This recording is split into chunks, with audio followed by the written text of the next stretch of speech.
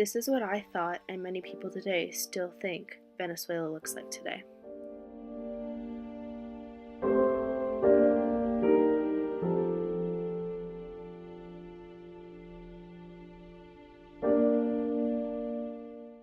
This is actually what Venezuela is like today.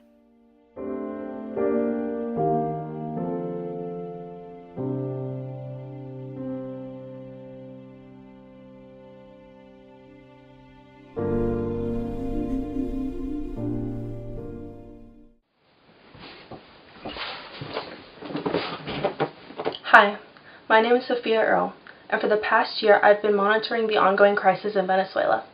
Let's start at the beginning. Venezuela has become one of the biggest oil capitals in the world.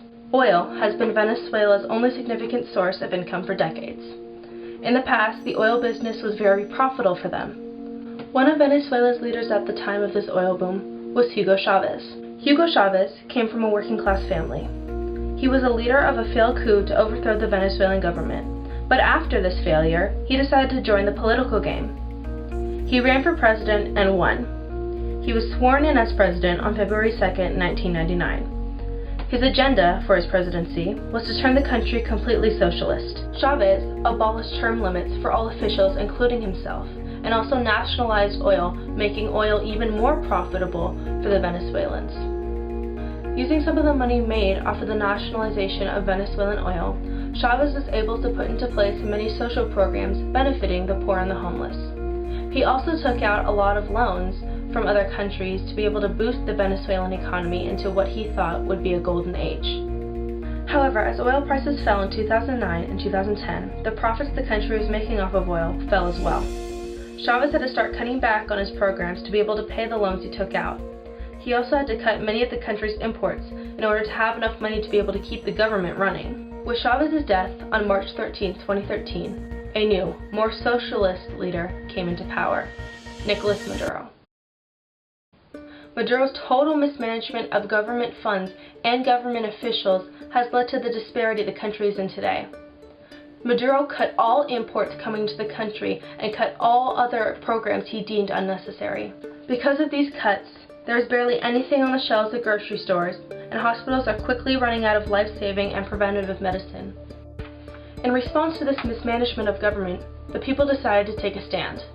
2014 was the year the protests started. The people grew tired of the lack of food, water, and medicine available in the country.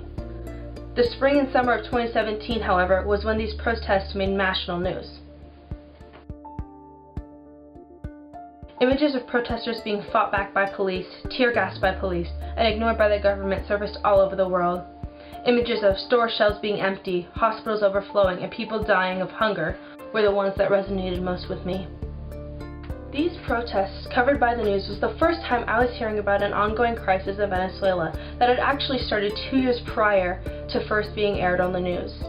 As time passed, less and less news coverage was devoted to Venezuela, until there was barely any newspapers covering the story at all. The whole point of this video is to raise awareness, to tell Venezuela's tragic story. This crisis needs to be made aware to everyone for change to occur. A single voice might not be able to make a change in a foreign country, but a collective voice will. So I ask you, find websites that you are able to donate food, supplies, water, anything that can help these people in need. Go talk to your local representative or senator about these issues and ask them what we are doing to help them, because as humans we have a duty to help these people in need. These people are suffering and they need our help. Most of all, just spread awareness about this issue. Not enough people know what's going on in Venezuela. Most of all, spread the word, spread the outrage, spread the change. Thank you for watching.